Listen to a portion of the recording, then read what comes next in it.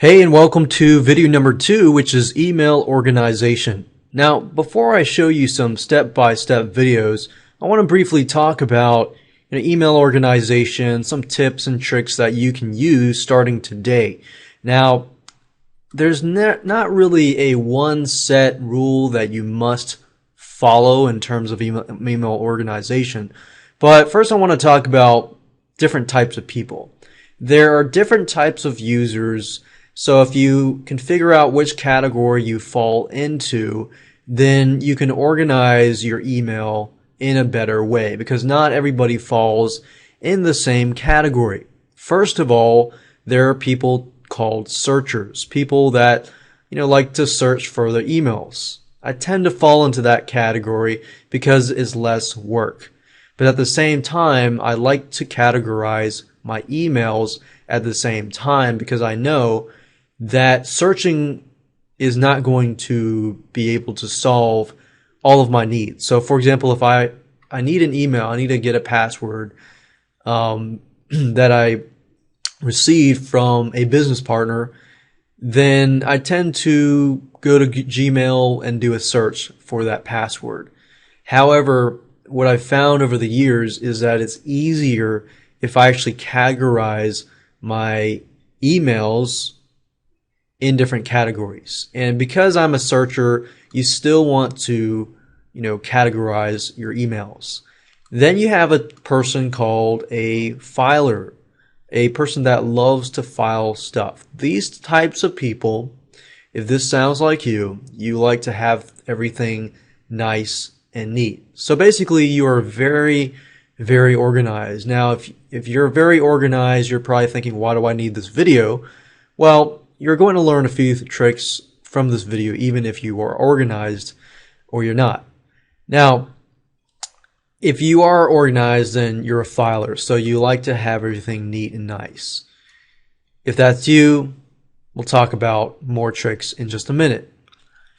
Then you have somebody called the tagger. This type of person is sort of in between the searcher and the filer. I've become more of a searcher slash filer slash tagger. And tagger likes to put little hints, like you put labels. Instead of, for example, filing by a business category, you will say something like, this email deals with, business, but it deals with this specific keyword. So you might tag it with a keyword or a hint and so forth. So now that you understand the three types, and there are many more different types of people out there, but that's pretty much the general category. Now let's talk about the do's and don'ts. Now I want to talk about the do's and don'ts and categories and so forth before I move to Gmail and Yahoo and show you how to create labels and how to create categories, which are pretty much the same thing. Do delete the spam and unnecessary emails.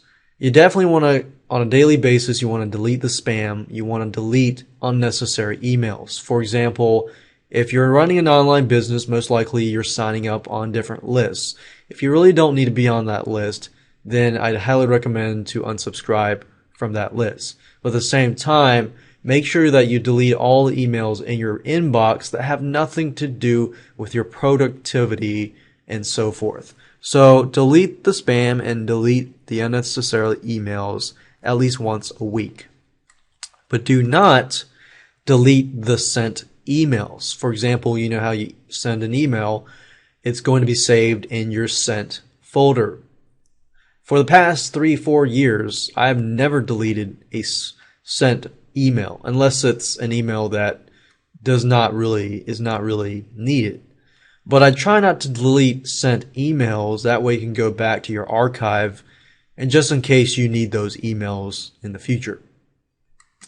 You definitely want to filter by creating labels and categories. You want to filter by person. So whether you're a searcher, whether you're a filer, or whether you're a tagger, I'd highly recommend that you create a category by person or by business person.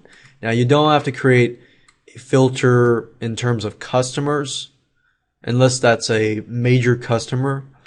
But when I say by person, I'm talking about like business partners, you know, virtual assistants, and so forth. Because a lot of times you'll want to find an email from a certain person,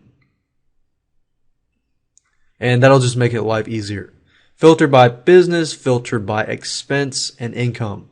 I actually filter and create labels for my expenses for 2009, 11, 10, 11. And filter by income, because guess what? When you're doing your taxes in the future, you're going to need to find which ones are expenses and which ones are incomes and net profit and so forth. So by filtering and categorizing, you will be able to do that at a fast pace. And don't be like me in 2006 when I ran my business and I did taxes and I had to find every single expense. And I know that I lost some expenses and wasn't able to deduct that. And because of that, I lost a lot of money. Empty your trash daily and create a to-do folder. A lot of times with email, because I run an online business, I create a to-do list and I email myself. But then I forget what needs to be done and so forth. And by creating a simple to-do folder, you get rid of that problem. Now let's talk about labels and categories in terms of, going to Gmail, how do you create a label and category?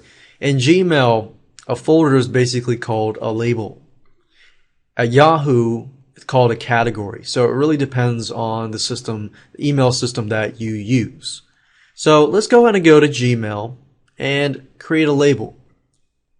So to create a label, all you need to do is click on labels, as you can see here.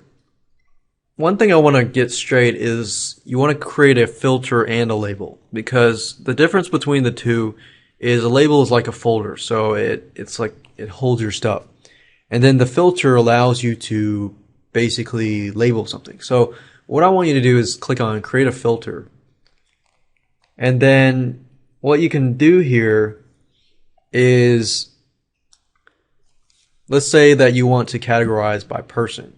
So anything from, let's say this specific email@email.com, we click on next. And what we want to do is apply a label. What you do is click this, go all the way to it's at the top, click on new label, and we'll call it email@email.com. Click on OK, and you've created an email label for the email@email.com. So here you've created the label email@email.com. So anytime email@email.com emails you, it's going to be automatically labeled as this.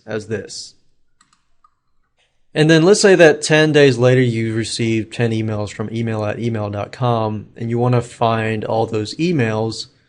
And this would be good for documentation. For example, if email@email, the person here was your business partner and you said, hey, I want you to go back to the emails, look at what we've discussed and document it.